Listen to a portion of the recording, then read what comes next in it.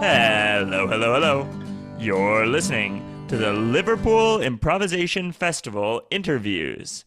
Joining me now on the line is Phil Lunn, who performs as Phyllida. Hello, Hal. Great to meet you. Nice and bright and early this morning, and we're both full of energy. Oh yeah, this is our first morning interview. So it's an entirely different side of the improviser. Have you ever done a morning show? No, I don't think I have actually. Uh, I feel like I must have done, but I can't think of one. So maybe I haven't. Maybe it would be a new thing. Yeah, I can't. Well, I think one time early in the morning I performed, but basically never. I mean, I've done shows at 3 a.m. and 4 a.m. So does that count? That's not really a morning show, is it? That's something different. That's something different, but it's giving us Yeah. a hint into what your show is like. Before I've been asking people what their show actually is, though, I've been Mhm. asking them what their or who or what their improvisational ancestors were. So, like, what artists or people inspired the work that they're bringing to the festival. Okay, uh, so my show, I play Phillida, who is a cabaret singer.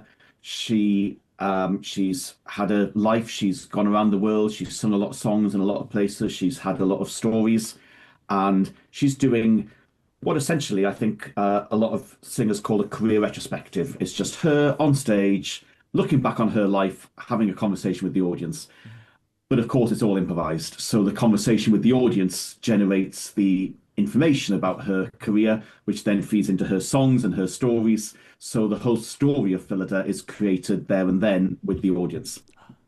But it's just me on stage at the piano, talking and singing songs. Wow, so you're playing the show as well on the Yes. I'm playing piano and singing. Yes. brilliant. Is it a drag performance? So I mean, I play a female character. I don't normally call it drag, just because drag tends to create images, rightly or wrongly, of exaggeration and flamboyant characters. And I'm not aiming to do that at all. I'm aiming to play a unauthentic character that is people can engage with and enjoy being with without without it being an exaggeration or anything like that. Brilliant. Is it costume though? It's costume, yes, It it's is costume, costume. yes, yeah, Okay. it's costume, yes, yes. All It's right. an interesting thing. I've learned quite a bit about over the last few years that I didn't. That's been an interesting little string to my bow. So, what in that case, if it's not fitting into the world of drag, what was the motivation for playing a female character while singing? So when I started doing the show, it was a male character, because that was the default option. It wasn't a deliberate decision to do that. But so the show started off. I'll rewind a little bit. Um, I've for many years I've performed as a improviser on stage and also as an accompanist for people who are on stage. And about a decade ago now, I thought, wouldn't it be interesting to be on stage and actually accompanying myself and doing some songs? And it started off as just a 10-minute thing to do on some stand-up nights or variety nights in London. And it went well, pardon me, it went well, but very quickly I realized that what really made it work as a show, and certainly what would make it work as a longer show, would be to have an interesting character and actually really character audiences engage with characters. So making up songs at the piano is interesting, but it doesn't really engage an audience in the way that a character and a story of a character does. So for a long time I did like a faded pop star, someone who'd been big and wasn't anymore. Hmm. And I tried lots of different characters. I remember I had a blues singer. I had like an aristocratic gentleman who, made his little ditties to his friends. And I was experimenting with different characters. And then once I was asked to do a show based in the 1940s, based on this cabaret show. It was called Cabaret of an Era, and it was a 1940s show, the one I was asked to do. And it was actually quite difficult to think of a character for 1940s because everyone thinks war. So Frank Sinatra, I think, got started in the 40s, but people, I think audiences might be surprised to see Frank Sinatra in the 1940s because it's wartime. One obvious person to think of was Noel Coward, but I didn't really want to try and parody a comedian. I'm not sure that that's quite difficult to do and not always works. So between me and a friend of mine, we came up with the idea of doing like a Force of Sweetheart, so the Gracie Fields of Vera Lynn character who went out to entertain the troops. And so I did that, and it went well. And then fast forward a few months, and I just realised actually it was working really well as a female character. Hmm. And so I spent a lot of time doing. I was sometimes doing it male, sometimes female, but more and more the female character was working better, and it was the one that I was doing more often. And so it was actually after all the lockdowns when I sort of restarted the show, I thought, actually, I'm not doing the male character that much. The female character works better. So I gave her a name. I focused purely on that and restarted it as Phyllida. Brilliant. And before that, would you already be more likely than your average person to play a female character, or? I suppose in that I'm perfectly happy to. Yeah. It was never a goal of any sort, but also I was yeah, if it's a lovely character that I really enjoy playing, Hmm. and yeah, I enjoy doing it. Has it been a learning curve getting to know her then? Uh, yeah, I suppose it has. Not a deliberate one, but I mean, she varies from show to show, obviously, because it's improvised. Hmm. So the basic, she goes out on stage with a certain style and demeanor. Hmm. Um, so there is a bit that I wouldn't say it's pre-planned, but it's part of me. There is part of her that is part of me. But then sometimes we discover that she's actually a spy who's been undercover for many years, and Hmm. that obviously that's a different sort of character who might be a rather shy and retiring singer who doesn't really enjoy singing but gets put in the limelight Hmm. reluctantly, which has also been something that's come out of shows. So so yeah, on the one hand, I have discovered more about the character, but also it always stays fresh and keeps me on my toes because it is different every time based on what the audience give me Hmm. about it. Yeah. Yeah. Has any of it changed the way you perform in other contexts then now? Um, I'm not sure. I mean, obviously, I think anything we do and anything we do a lot does change things, doesn't it? Hmm. I mean, I'm a lot more relaxed than I used to be when I started out at just chatting with the audience. Hmm. One change that I have noticed over the time I've done the show is that when I started, I was basically improvising songs. That was the idea, really, when I started doing it, and a bit of talking in the middle. But actually, as I get into doing the show more and I get into the character more, it's probably more 50-50 now, the talking and giving stories and the songs. So I've got a lot Hmm. more comfortable and I've discovered more that I enjoy and it works doing the story bit as much as it does the song bit. The two go hand in hand. Hmm. Um, does it also influence your singing patterns? Is it still a 1940 show, or is it? No, no, it's no, it's a modern time show now. I never there's a part where she feels a bit locked in, frozen in time herself. She's sort of not really of an era, which is partly her style, but also that allows me to be quite flexible in the style that happens during the show. But no, I don't deliberately say it's the 1940s or anything like that. She is a singer who's been doing her thing for a while. Hmm. Brilliant. Um, I'm wondering, so there have been several solo improv shows that I've talked to, and what I'm always curious about is like how do you maintain that energy as a single performer? Um, So interesting. I never decided deliberately that I wanted to do a solo show. It was more that I had an idea, and that idea happened to be solo. In all honesty, I'd really like to, doing solo works really well in some ways. Practically and logistically, it's brilliant because if I'm available to do something, then the whole group is available. Um, but I enjoy working with other people and I also perform in groups and I really enjoy that side of things. And actually, occasionally, I've considered making the Phillida show a duo show or something like that. I've never quite landed on something that's worked because I think actually to the core of it is a solo show, and it would be a very different show if it wasn't a solo show. Um, that's not the question you asked, though. In terms of keeping up the energy, I actually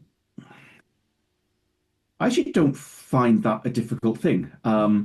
It's not really the nice thing about improv is that it's not really a solo show. You've Hmm. got the audience that you're feeding off, and you've got that back and forth energy. I did once. back in the days when we were all holed up on online improv in our homes. I did once do an online Phillida show, and I found it really difficult, and that was really hard work because I didn't have anyone to feed back, anyone to talk to, any reactions. But actually, normally when I'm on stage, that's where I get my energy from, and I don't feel alone because the audience are there. And are the entire throughway, are they making suggestions?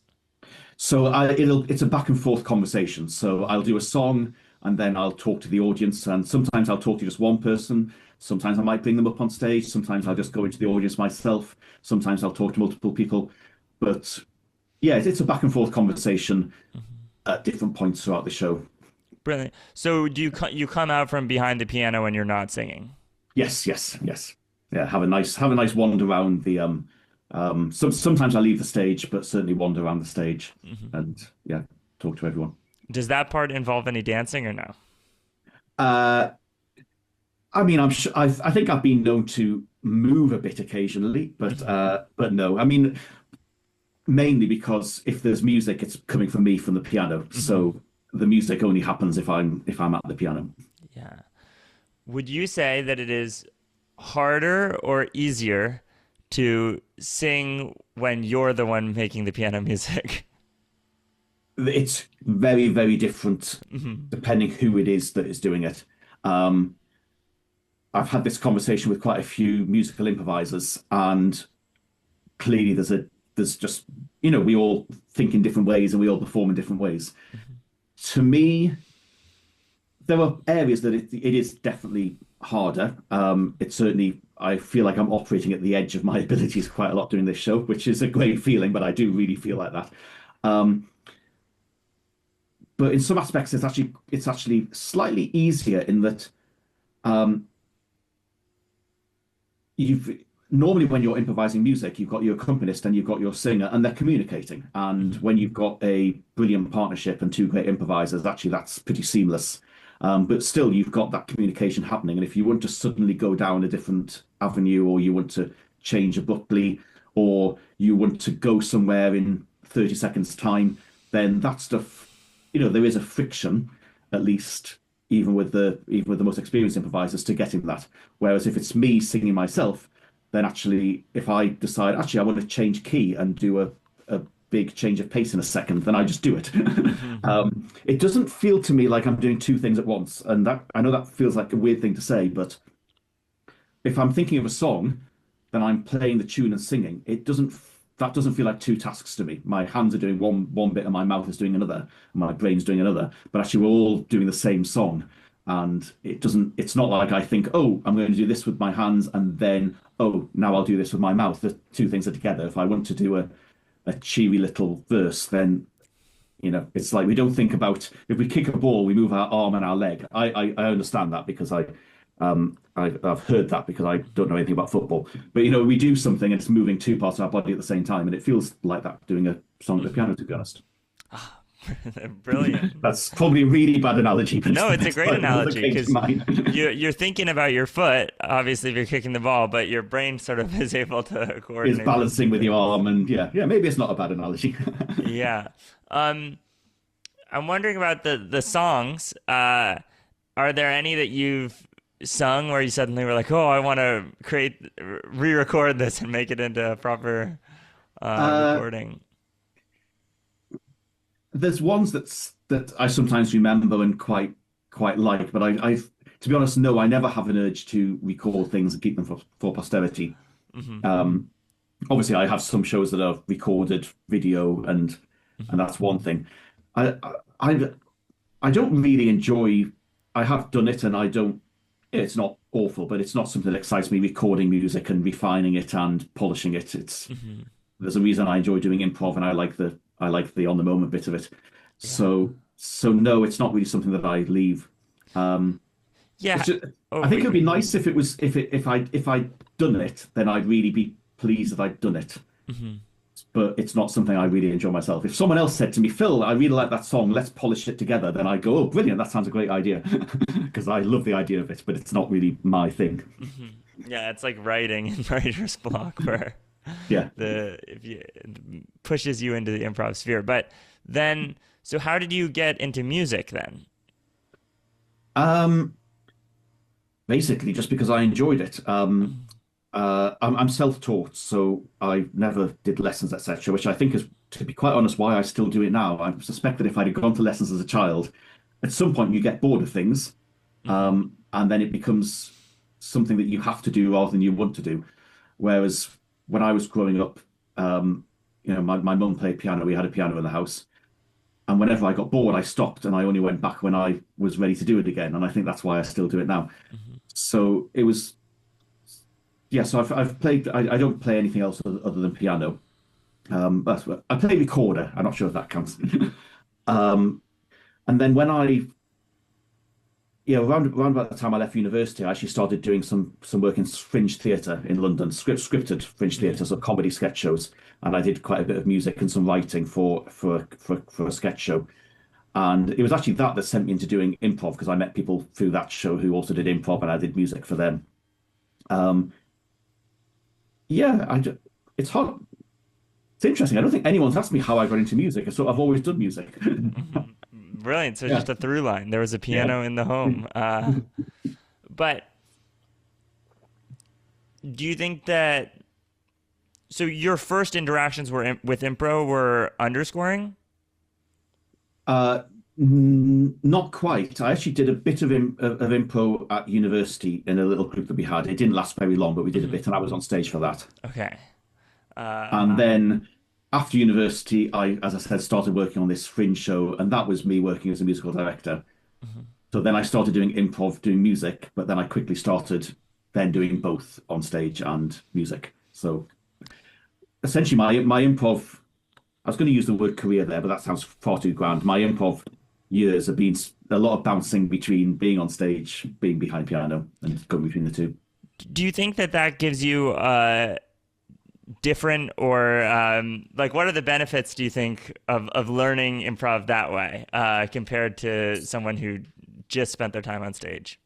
Um, the interesting thing about being the musician for a show is that you're in this space that's you're quite a lot more on the audience side than you are on stage. Obviously, you are one of the performers, but you have a view that's much more like the view the audience have. Um, Partly physically, you can see what's happening on stage where the audience do, but also you are just watching the story overall more and the what's happening emotionally with the story progression in a way that often when you're on stage you don't because you're focusing on your characters, much as improvisers we think about everyone else. You're obviously doing your one role. Mhm. So especially if you're underscoring for shows, that comes from a good musician underscoring is thinking about what the show, oh, pardon me, what the show not just what it's doing now, but what it needs to go to Mhm. the next step. And underscoring is often, setting up the next thing to happen. And you're doing that very much from the point of view of, as an audience member, I'm watching this and I'm thinking, what does the whole thing need to push it forward, Mhm. rather than what does my character need to do what my motivation is in this scene, etc., etc. So, I mean, obviously there are many stage improvisers who have that equal thinking about the overall plot and the overall push.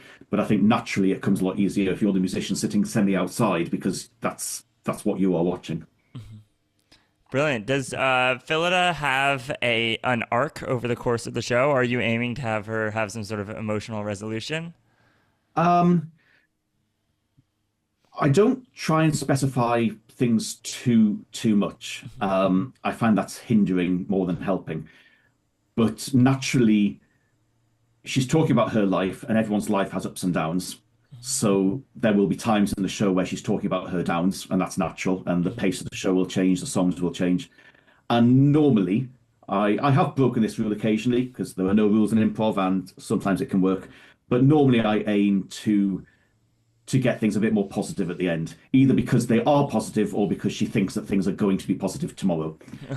Just because that's a nicer way to end the show than and now I've become a depressive hermit, and let's all go out into the night after my show Mhm. thinking about me being a depressive hermit. I'm going alone to sit on my own staring at the kettle. Wouldn't be a great end to a show normally. I don't know, maybe it would be. But yeah, I don't. So no, I don't particularly have a story arc, but I do have in my mind. There's normally an emotional arc that Hmm. that she goes through and that the audience go through with her. Makes sense. Um, I'm curious. The name Phillida sounds like Phil Lunn. Is that intentional? And it is like, what is her link to you besides So being played by so you? the name I thought of very quickly, and I'm pleased with it, but it was not something that I deliberated over 100 choices and whittled it down. Um, Phillida, it's a real name. It's not a made up name, but it's not very common and it is quite old fashioned. So there are a couple of famous Phillidas. There's the director of Mamma Mia the musical. There's an artist called Phillida Barlow. So there are a couple of Phillidas, but they tend to be older, and it's not a very common name. Mhm. And for whatever reason, when I was thinking about what to call my character, Phillida came to mind. And yeah, it is nice that it's similar to my own name, and I do like the idea that I like that it's real but uncommon, and I do like this fact that it is slightly old-fashioned because it suggests it's almost like an old-fashioned glamour, which I think whether she is a modern-day character or not, I think that probably runs through her. At least that's what she's aspiring to be, whether she is or not. Mhm. And it was interesting that it came to mind very quickly, and I thought, yes, that's the name. Mhm. But is is the character do you feel like connected to the character, or is she someone who is acts very differently from how you would act? I mean, people always tell me that she acts very differently to me, and obviously, I'm trying. I mean, first of all, I'm trying to portray a woman, and I'm not a woman. Um, and I feel like I'm doing someone who is very different, but actually, if I'm doing a show for 30, 40, 50 minutes, then if you want to keep that show, if you want to keep that character authentic, but you're improvising them, so you're responding to what's going on the fly, then there has to be a lot of you in there, Hmm. um, just to keep that responsiveness easy. And um, I think it might be for someone else to say what's similar, what's not similar to me and Phillida. Um, Yeah, I'm sure there's definitely similarities, but I'm not sure I can unpick in too much detail. Okay. Um, It'd be interesting to hear what someone else who knows me and has seen a few Phillida shows do, what they would say. maybe it depends on the night. Mhm. I'm also wondering about the storytelling aspect of it. How did you, in general, I'm wondering how you're practicing for this show, but also how did you work up that muscle of being able to tell stories to an audience? Um, so, so the first part of your question about how do I practice? To be honest, I don't. Maybe only once or twice ever have I actually tried to do a run through of a show on my own at home. It Hmm. just doesn't work. I don't feel it works. So yeah, that's not something that I do. I do tend to practice in my head what would I do with certain suggestions, which sounds hard to do, but actually I just think, if an audience threw this at me, what would I do? And I think through things, and it's just a way of exercising my head about, where I go down different paths. What I do, and I take very seriously, is that every time I do a show, I make a note afterwards in my phone. I have quite a long note now of what I think went well, but more importantly, what I want to work on next time. Not necessarily, pardon me, my apple juice is making me burp. Um, Not necessarily because things went badly, although sometimes that's the case, but I often spot, oh, I want to do more of that, or I maybe could have done that slightly differently. And then I look at that before the next show and just have those in the back of my mind about, oh, I want to do more of this or more of that. And that's the way that I keep the show developing. Brilliant. Uh, yes. And in terms of storytelling muscle, um,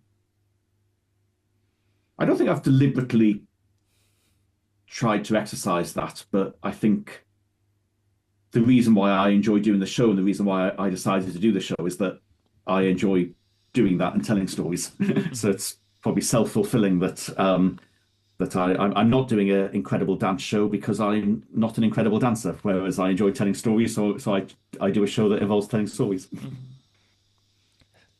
Um, Is the show very funny? Is it like a humor show, or are you trying to like pull on people's heartstrings and connect with them The about a idea is genuine both. side? Yeah, both. Yeah, the idea is both. I definitely want people laughing. I want them laughing with her, not against her. The character herself may do funny things and say funny things, but there's no joke around the character. It's not a jokey character. Um, but yes, I'd like the audience to go through sympathy, shared laughter, um, maybe a bit of cheering, sing along.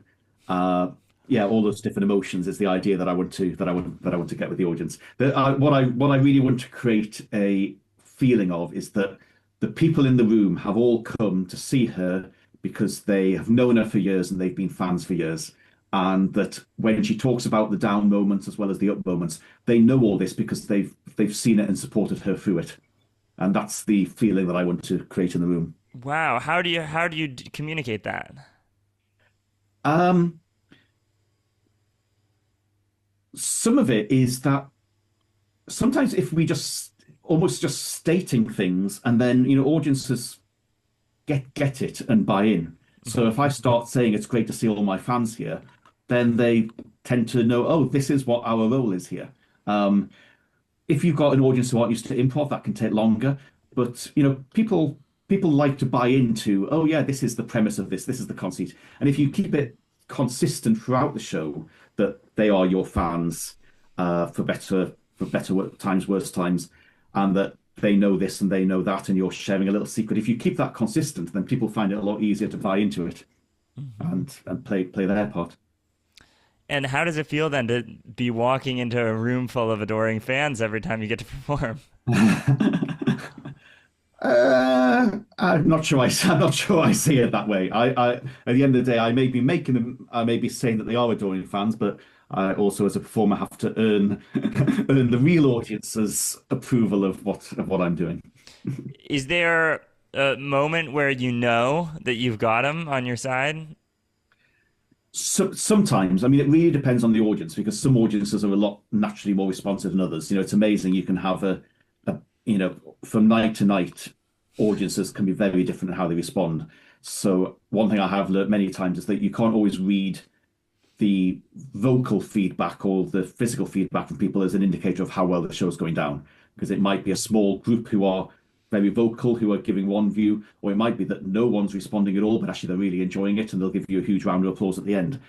Um, but sometimes, I remember doing a show a few months ago, and quite early on, um, I started talking to the audience about my story, and someone threw in that I'd been abducted by aliens in my past, which was quite off-piste for where I normally go in the show, but great, I like that. And at one point, I turned it into a bit of a love ballad where actually I was attracted to the alien. Not in a, again, not in a jokey way. I wanted to make it a serious song about how, for whatever reason, I was attracted to this alien. Um, and they'd have funny lines, but the aim wasn't to make a funny ha ha song. It was meant to be a heart-wrenching song about this opportunity that you're never going to meet again. And at one point, the back row of the audience all started. They got their mobile phones and raised their lights. And I thought, great, because they'd not been a very responsive audience at that point. But when I saw that that was happening, at least part of the audience thought, great, they're with me on this. And then that then gives me the impetus to push forward with that relationship. So there were some moments when you get that feedback and it's wonderful. But yeah, you should never mistake a bit of that feedback for everyone thinking the same thing. And equally, if an audience is silent, it doesn't mean that they're not responding themselves either. It's quite interesting. Yeah. How do you think that it's going to be in Liverpool? I have no idea, and part of me doesn't want to predict because I enjoy finding out. I mean, and generally, improvisation festivals, people are there because they love improv, Mhm. and this show is quite different to a lot of improv shows, and that novelty seems to interest a lot of people. Uh, so let's hope they like it. I think they will. Multiple people who I've interviewed in the past, when I asked them what they were excited about, mentioned this show. So I'm curious. like you've been performing around London, or have you gone to Liverpool and performed it, or where are people Um, watching you? so I've never performed it in Liverpool. I've actually only been to Liverpool once in the last 10, 15 years or something. Hmm. So it'll be nice to go there. I do a lot of different improv festivals around Europe and a couple in the US. So yeah, Phillida's gone to a lot of these shows. So if you've been talking to people who often do shows on the festival circuit, it's probably because they've seen Phillida on that circuit. She's been Yeah, around, a global traveler. she is. She's a phenomenon. Has she been? Have you been influenced then by traveling with her and seeing all the other improv from around Europe or the world? I mean, that's got to be undoubtedly yes. Um, Hard to pinpoint exactly what the influence is. Maybe the main one is that when I started off doing Phillida, the London scene was a lot more comedic than dramatic and theatrical improv. A lot more short form comedy, a lot more that sort of thing. Um, and when I started off doing my show, it was, as I said to you, it was just a lot more improvising funny songs at the piano, and then became a different thing. And quite probably traveling around and seeing all the different types of improv has given me the sort of the license to develop my show in that direction, away from. I'm not saying it's not a funny show, but away from being purely a comedy show. So yes. Yeah. Um, is there any tricks of the trade you've picked up from other musical improvisers that you've seen where you're like, this is going to be incorporated into my work? Uh, Not quite like that because I'm very, I wouldn't want to necessarily pinch Yeah. much as the sharing and pinching isn't there. Um, I mean, there's obviously a lot of musical improvisers who I see work and I'm very impressed by them. And I think maybe the main thing that I take away when I see a lot of other improvised musicians work is um, when I see the variety of what people are playing, the different styles, because there's a lot of musicians who are much more familiar with different genres and different styles than I am, and it gives me a bit of a push to explore in that direction, uh, which is what I've got a lot of musical experience in. But it definitely makes the show better if I do a bit more work to myself on getting myself approaching to be as good as them on Mhm. different styles and different genres. Yeah. That's wonderful. What is the genre you're most excited about right now, or style? Um, that's a that's a very good question, and I'm not quite sure what the answer is. Um, what I am enjoying quite a lot is songs that don't have a huge structure and foundation around them. So lighter accompaniment, more fluid timing, more fluid music. Because actually, that's when you can more freely express the emotion of what you're singing. Hmm. Um, and yeah, that's when it gets a bit more personal. So yeah, not quite a genre, but that style of looser timing, looser melodies, um, just creates a lot more openness for what she's singing about. Yeah. Um, do you like looking forward to Liverpool? Is there anything that you're particularly excited to about to either see there or try there or?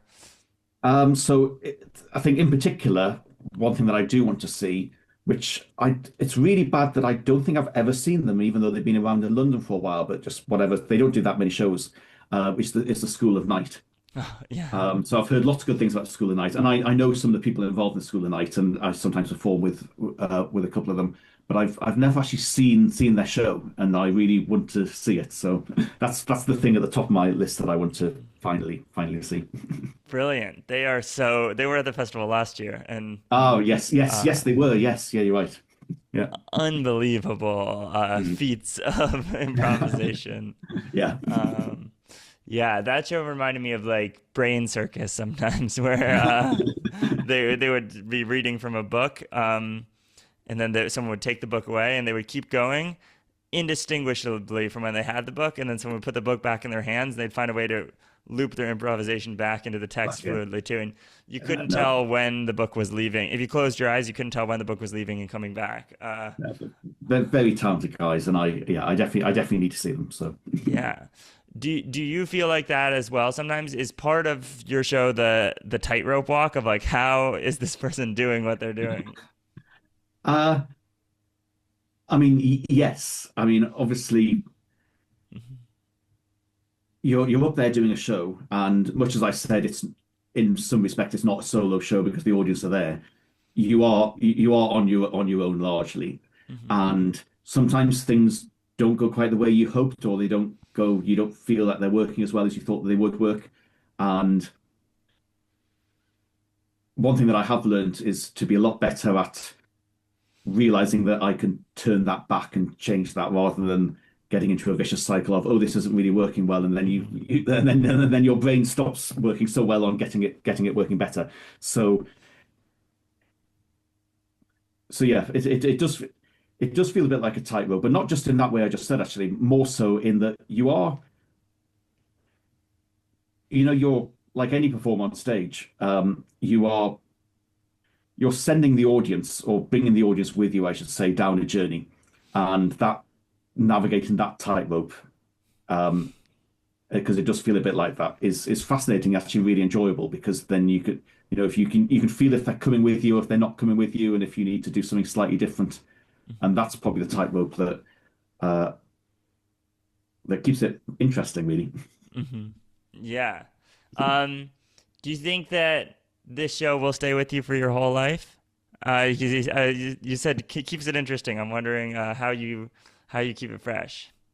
I mean, right now, I'm really enjoying doing it, and I have been for a while. I've been doing the show for quite a while in different guises, but actually, it's evolved a lot. And if I was to look at this show even 3, 4 years ago, it would be a very different show in the feel of it and in my skills that I've learned along the way.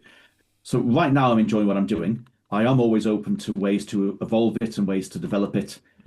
So I'm pretty sure that I will be doing something like this in a few years' time, but it could be quite an evolved, different version of it. We'll see. Okay, we will see. I think that's all the questions that I had planned. But if is there anything else you want to pop in that is important to say that I've I don't missed? think so. I think we've had a good chat. It'll be good to go to Liverpool and see everything happening and bring Phillida up. Yeah, I'm looking forward to it. Is there Yeah. anywhere online that people can find more about Phillida? Track where she's going to perform. So the best one is the website, which is actually, as you'd expect, phillida.com. Phylida.com, or my own website, which is basically the same website, which is phillunn.com. I am on Instagram and Facebook, but I'm really not very good at social media, and I probably need to get better at it. But she's also as Phylida Sings on Instagram. Wow, that is. How did you get that domain? As I say, it's a real name, but it's not a common name. So I was able to get it. Yeah. Oh, brilliant! I just found it. Wow, already. I recommend just going to see the just to see the costume. Uh, she looks great. Okay, I won't spoil it, but definitely, definitely go to the website and get a little peek of what to be excited about for Liverpool. Oh, well, thank you, Phil, so much for coming on. It's been a pleasure talking Thank to you. you, and I can't wait to see the show. Great. Thank you very much.